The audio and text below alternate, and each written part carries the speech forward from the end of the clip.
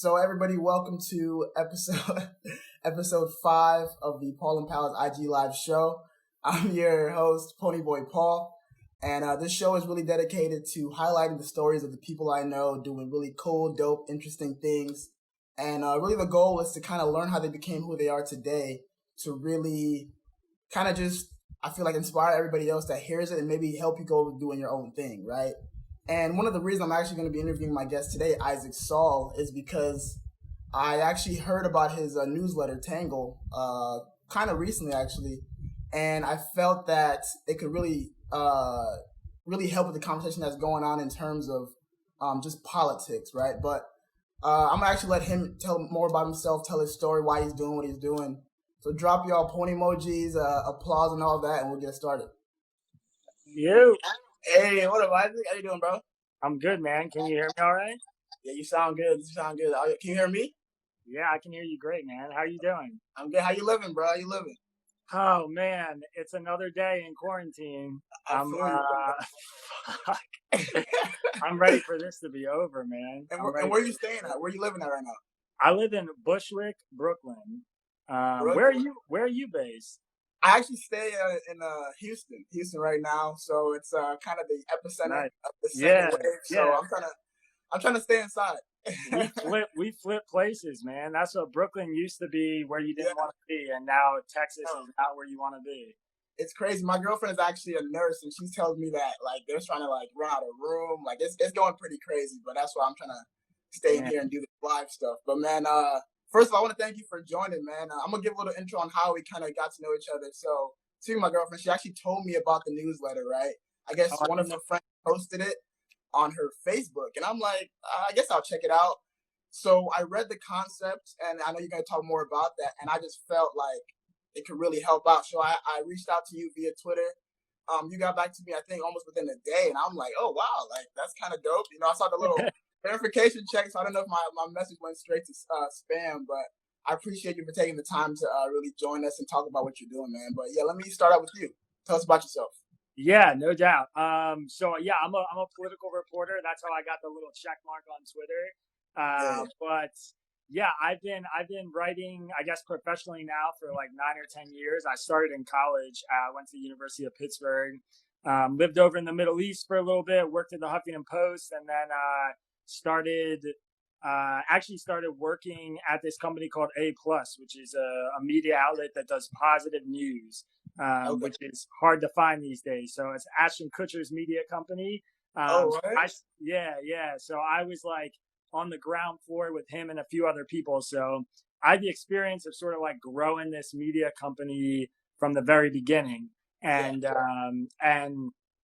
about a year ago, we got bought and we transitioned from like writing. I was doing political reporting to just doing video. So when that happened, I really needed like an outlet for my writing. I've been a politics reporter for like 5 or 6 years. I had all these sources, all this knowledge. I wanted to do something with it. And so I started this thing called Tangle, which is like, it's basically a politics newsletter that sort of takes the best arguments both sides are making about an issue and puts them side by side, so you can like read the case that people are making on whatever the big news of the day is. And I mean, it was pretty much, for me, it was like, you know, I grew up in suburban Pennsylvania, one of the most politically diverse counties in the entire United States. So it's actually like a really important county for winning Pennsylvania because it goes between red and blue.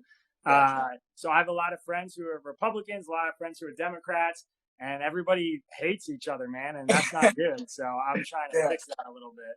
Got you. So let's break that down. You kind of said a lot there in that timeline. So going back to you going to school, so you grew up in Pennsylvania, and you went to school for journalism, right? Yeah, and nonfiction writing, technically. Okay. And what was the inspiration behind that? Like, why was that like something you felt really passionate about?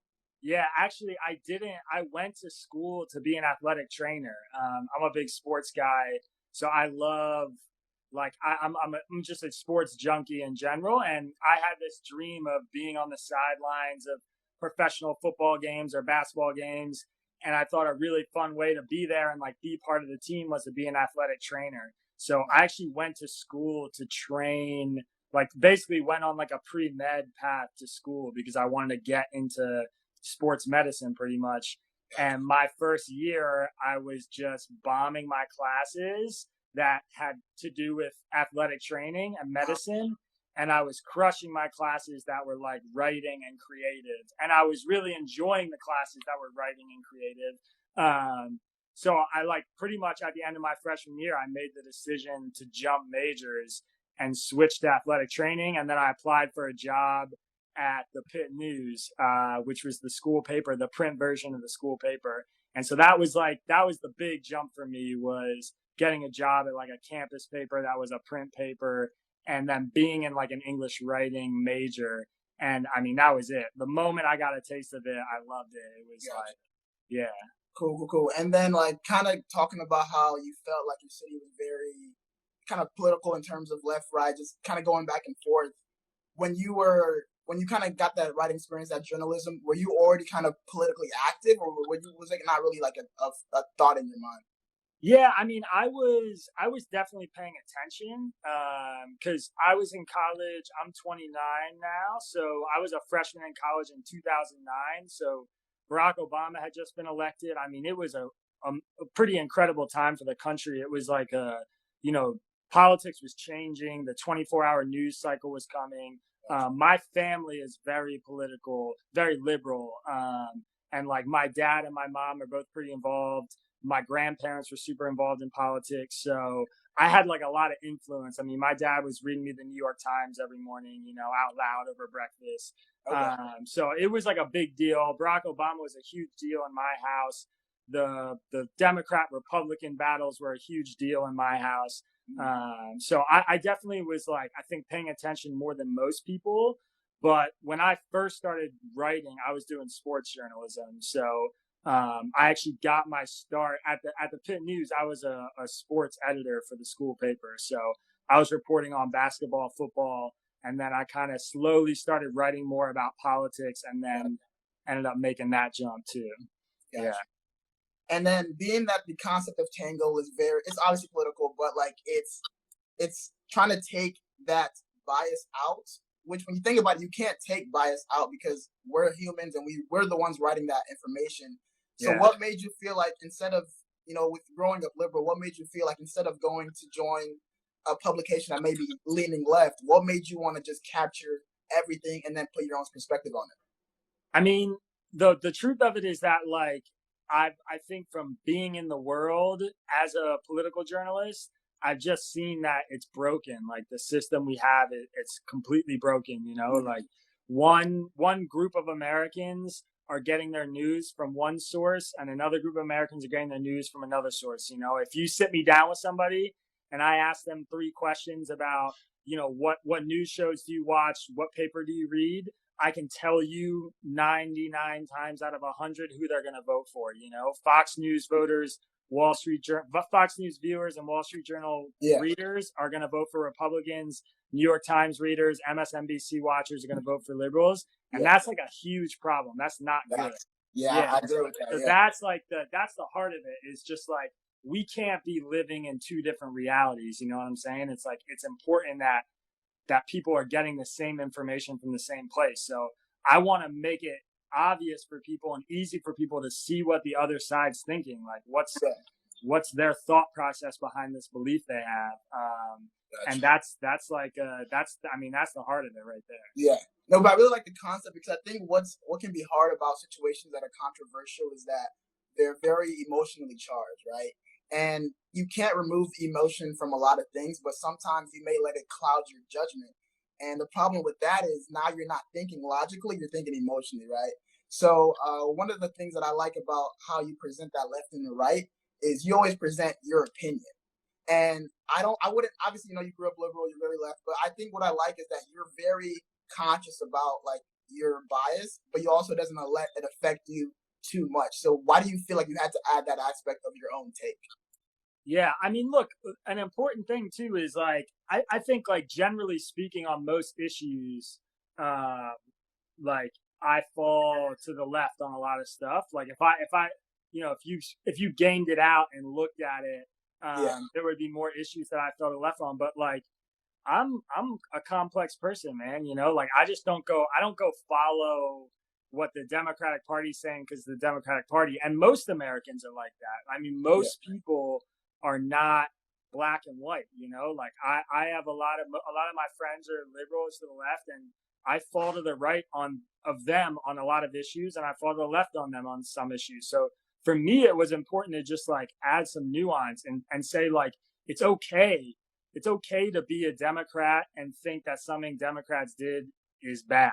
It's okay to be a Republican and say Donald Trump's fucking up right now. Like that's all right. It's like you know, and we as a country, like we need to do that more. You know, we need to look at the people who are on our team and say like you're kind of fucking up right now. Like you know, this isn't good.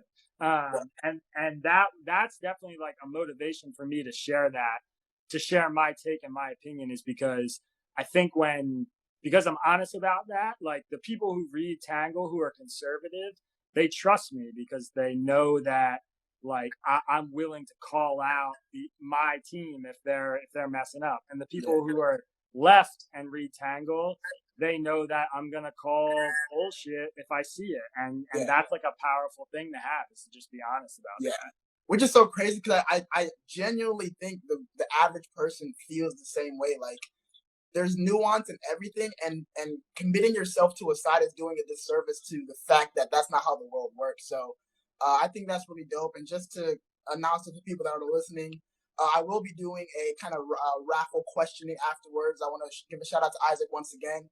He'll be giving one lucky viewer a 1-year paid subscription to the Tangle News. Can you tell us about the free versus the paid portion of Tangle? Like, what's the difference? Yeah, for sure. So my personal belief and like a ethos of the newsletter is that I do not think that informative political journalism should be behind a paywall. I don't think like that should be a barrier for people to get interested and read. So 90% of the newsletter is free. Monday through Thursday is free. So anybody can sign up for free if they want. But, you know, I have to try and make a living too. So, So you know, like at some point you got to ask people because these things don't run themselves. You know, I put in a lot of time for it. So paid subscribers get Friday editions, which are like a little bit more personal and freewheeling and like insider info about the newsletter, about stuff that's going on in the political world.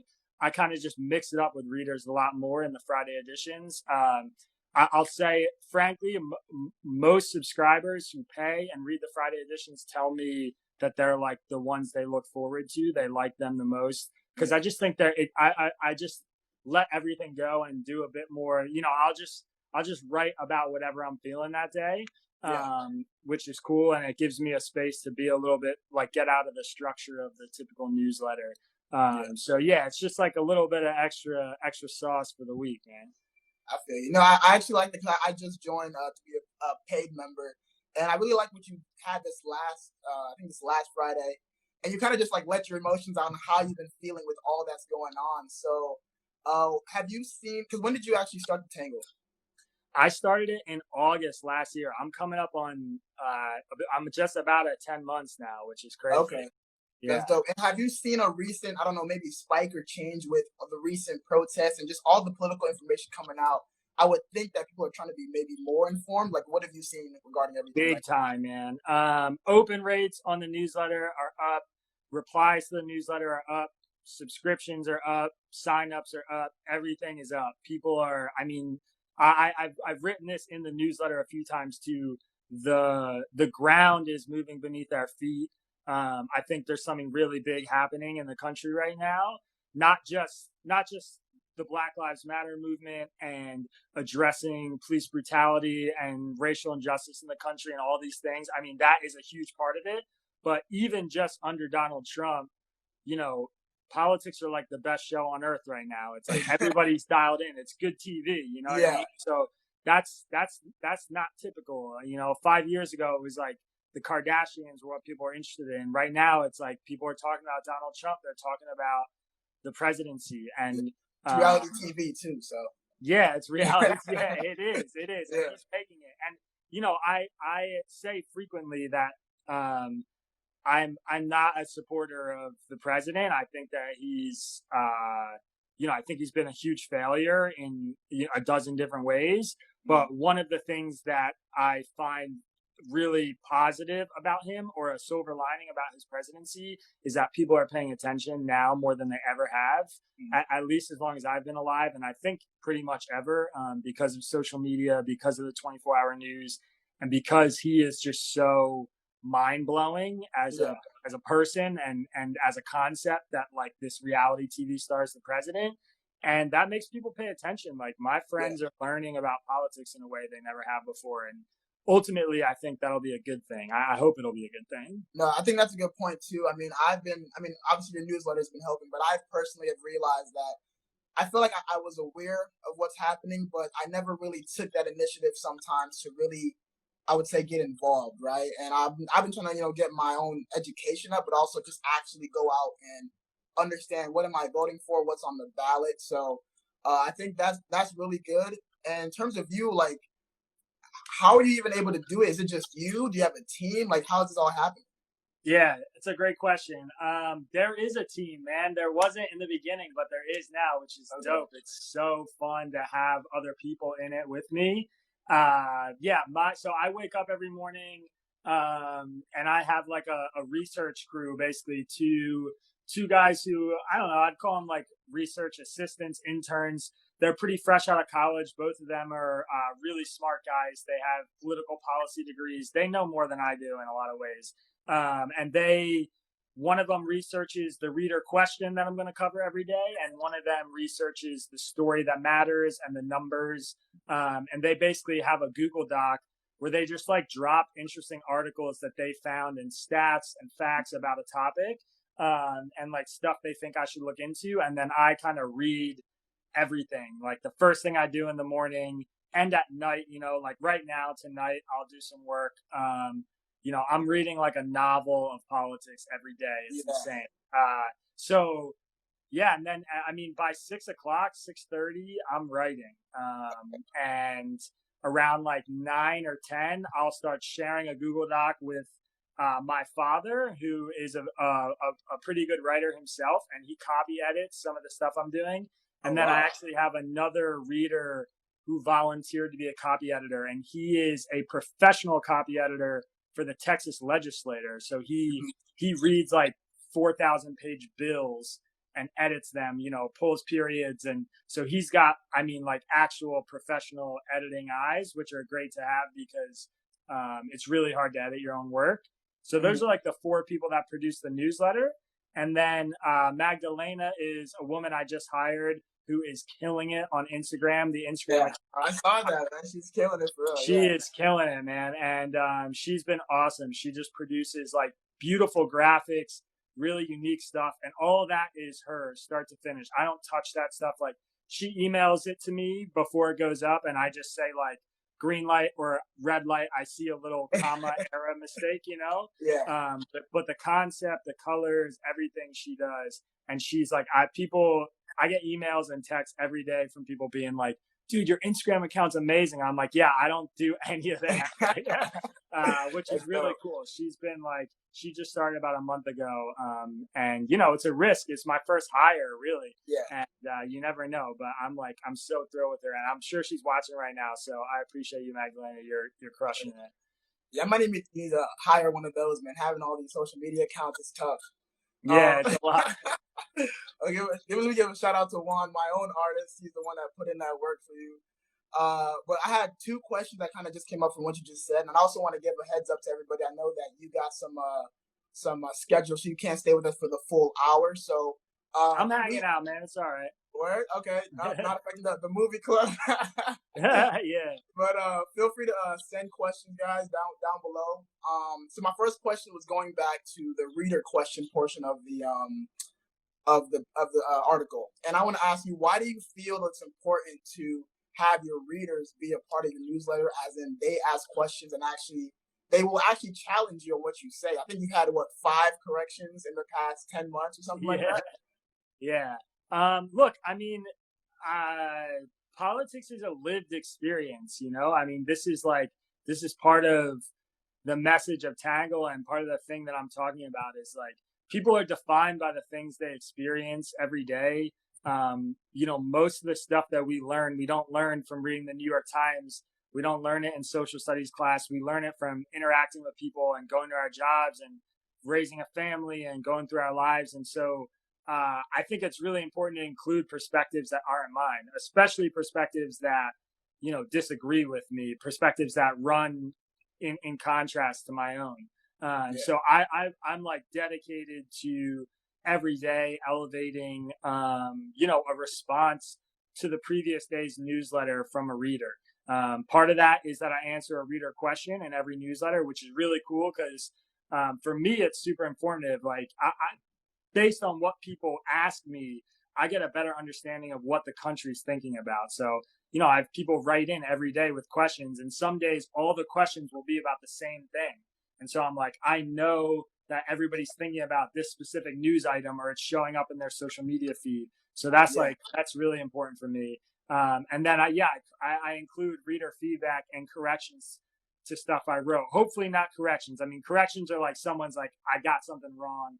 And that happens. It's happened twice this week, which is the worst week I've ever had. I'm tired, man. I need some sleep. But most of the time, the reader feedback is someone saying like, I appreciate what you wrote. Here's my experience. Here's what I've seen or done. And I'm writing about coronavirus, and I have nurses who read the newsletter, so they write in and they tell me about their experience. Like, I'm not going to tell a nurse who's on the front line of coronavirus, like your girlfriend, that I know more than her. I don't. She knows. So I'm going to tell my readers what she's saying, because that's like a really important perspective to include. I mean, I can do the research, and I have the journalism skills to suss out what's true and what's not, and what's misleading and what isn't. But some people are seeing this stuff up close and in person. With the George Floyd, the Black Lives Matter movement, I'm a white guy writing about race issues, so I can look at a wide range of perspectives and pick out arguments that I think resonate with me or are really important or hit home for me. But I can't talk about the lived experience of a Black American. I don't know what that is. So when someone writes in and they say, hey, I'm a Black guy living in Washington, D.C., here's what my life's been like, I'm going to share that perspective. That's like a really important thing for my readers to see. So it kind of diversifies. The cool thing that's happening with Tangle is it's becoming a community of people. I mean, the readers who write in a lot. There's a group of people who are interested in the stuff I'm writing, and they're also contributing to the newsletter in those reader feedback sections. So if you read Tangle, you don't just hear from me. You hear from people all across America with different perspectives who have different things to offer, That's actually good. I think I have a question kind of relates to that. Shout out Michelle. She says, where do you get your news from? Is there anywhere you consider to be a trusted source? Tangle.substack.com. I typically, when people ask this question, the three that I give are the New York Times, the Wall Street Journal, and the Washington Post. And the reason I do that is because those news outlets have the best journalists in the country. They just do. I mean, a lot of people think the New York Times leans kind of left. A lot of people think the Wall Street Journal leans right. The Washington Post is generally considered like center, but a lot of Trump supporters feel the Washington Post leans left. And, those things are true. You read the same story in the New York Times and the Wall Street Journal about the same topic, they report the story differently. Yeah. So, I mean, that's it right there. The fact that their stories aren't identical is proof of the fact that they have certain biases and they make decisions about what to include. But those places have the most money, and because they have the most money, they hire the best journalists. And because they hire the best journalists, they make the least mistakes and they do the best work. So, if you're reading any one source, I would just suggest one of them. But, if you read the Washington Post and you love the Washington Post, I think it's also important to read the Wall Street Journal to contextualize it, because they will cover stories a little differently. And the information, the facts that the journal brings in are just as important and relevant, and it gives you sort of a different perspective. But yeah, I mean, those are like the first three things I read every day, but I read probably 25 news outlets and listen to a couple podcasts in any given day. So it's a lot, plus Twitter. Yeah, shout out Twitter, man. Yeah, That's shout out to Twitter. Another question from Danny. She said, "Is there such a thing as unbiased journalism?" Ooh, that's a tough question, man. My opinion is there's not. I mean, people write books about this stuff, Danny, so I can't answer it in an Instagram live. But yeah, I mean, like I just said a few minutes ago, everybody has their lived experiences, and the most foundational part of bias is story selection. What stories do you decide to cover? What Fox News chooses to cover is different from what CNN chooses to cover. You watch both of their primetime television networks, then you need the end all be all. yeah, you're not gonna get it, man. I'm sorry. It's hard. It's really hard. I don't think there is, because I think everybody, I do a 30-minute interview. When I was a political reporter before Tangle, I would call people on the phone and I'd do a 30-minute interview.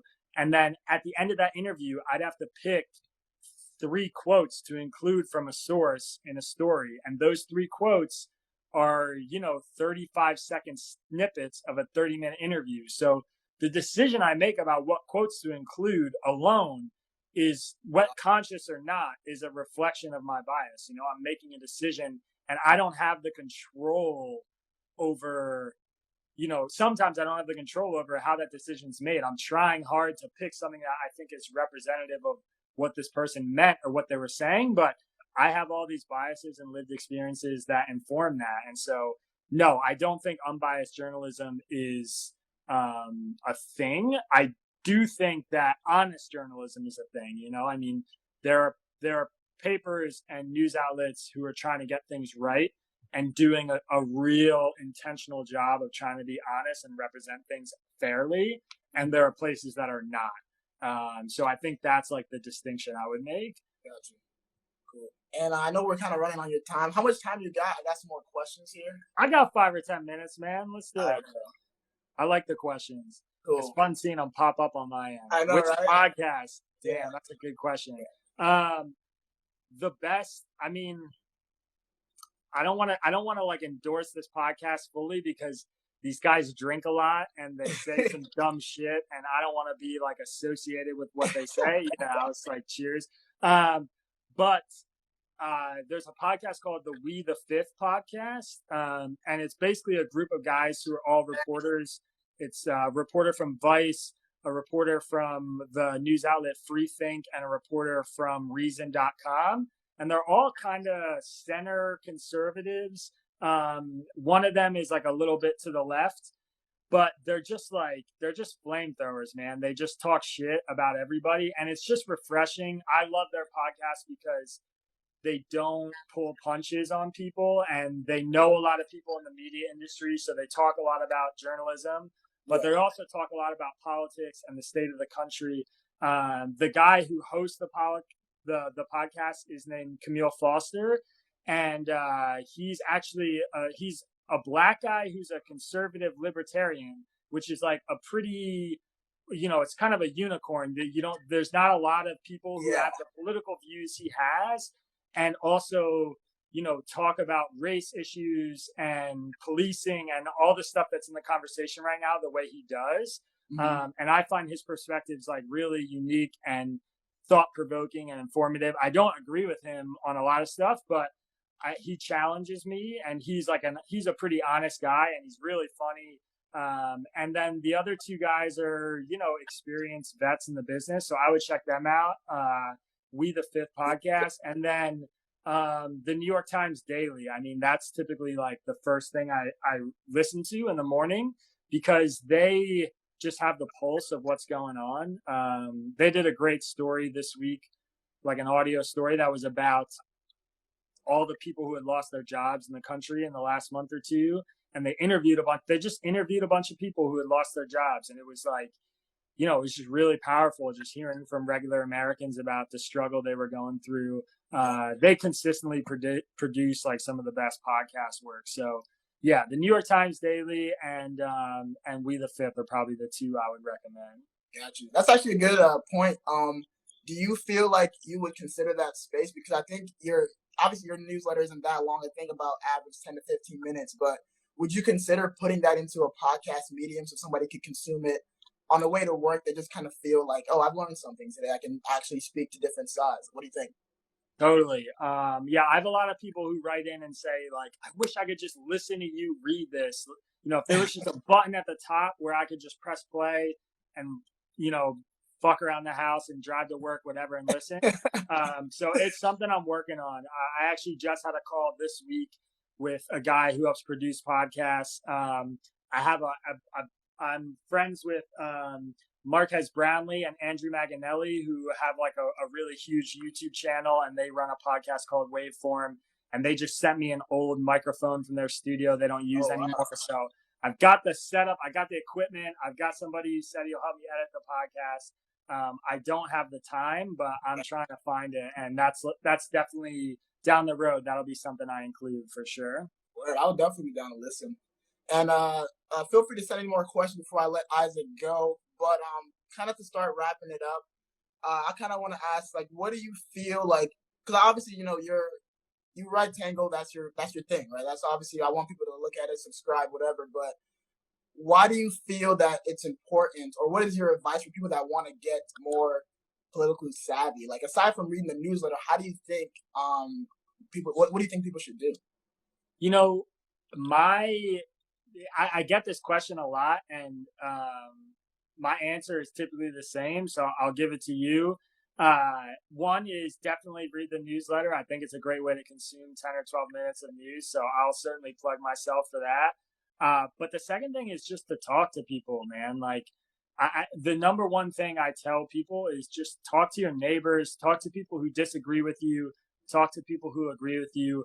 Don't be shy about having the conversation about politics in the country right now. A lot of people are scared to do that, and it might blow up. It very well may not go well. That happens. I've had political conversations that have ended in screaming matches, and that's all right, man. Like, it's not always a productive thing, but I learn the most by far, not from reading all, the 25 news outlets I read a day or listen to a podcast. It's like talking to the guy at the bodega, catching up with a friend who lives in a different state and asking about what's going on there. I mean, those are the things that inform me the most. I'm in a group chat with my old college roommates pretty much every day. I saw one of them just chimed in here and is watching. And I have like one of the friends is he's sort of like right of center. He lives in Philadelphia. Another one is a doctor in the army or whatever, and they bring perspectives to me that I don't have, and they offer stuff, and it's like we talk politics and sports and whatever every day. We're in this group chat, just bullshitting with each other, and like I learn a lot from hearing how they're feeling about something, because it's like I'm in a different world than they are. In New York and being in the political game and whatever. And so, my recommendation is having conversations in person is like by far the best thing you can do, is to talk to people, especially people who disagree with you, because that's like the only way to learn. You got to be able to have conversations with people that have different experiences than you. Mm-hmm. I feel like that's very powerful. I think that is really what I think people sometimes from either side might call the other side dumb or misinformed, but I think the value of just understanding why people think and will really help you kind of be in their shoes. You're not going to switch sides, right? But sometimes understanding, like, okay, I guess if I was in a position, maybe I would do that, right? I think is very valuable. It's why I try to actually challenge myself on anything I consume. For example, I just recently watched the 13th documentary by Ava DuVernay on Netflix. Really great documentary, obviously, just chronicling the high amount of Black people in the prison system. But even after watching it, it was a great documentary. I Googled it. I wanted to know the critics of it. I wanted to know why they were criticizing it, and I wanted to know their facts, because Not that I thought it was wrong. I just felt that I want to know why people might not agree with it, or what they not have discussed, because I think it's just valuable to just understand the full picture of everything. So I'm glad I'm able to do that. I'm glad I'm able to read your Tangle newsletter, and I'm very glad you're able to take the time to join me today. I really appreciate that, man. And I want people that may have joined late and didn't catch everything, I will be putting up the episode for a recap for about 24 hours.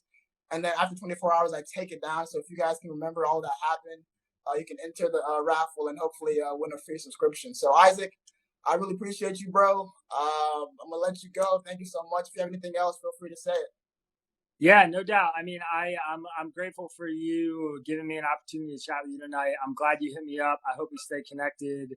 And yeah, look, if you're watching right now and the news feels overwhelming and things feel crazy, they are. Yeah, it's not your imagination. This is like the most insane time we've ever had in our country. Yeah. But go subscribe to Tangle. Talk to your neighbors, talk to people that don't agree with you. It's healthy, it's good. And I hope, I'm crossing my fingers that things are headed in a good direction. Hopefully, man. We got what we can do. Yeah, man. Let's circle up in a couple months and we can catch up and see how things are going. I'm down, but you gotta hit me up with that. Whoever gives you the verification check, let me know how I can. Yeah, I'll let you know. Sure, man. But I appreciate you. I'm gonna wrap it up with the rest of the audience, and have a good night, bro. All right, man. Thanks a lot. No problem. Later. All right.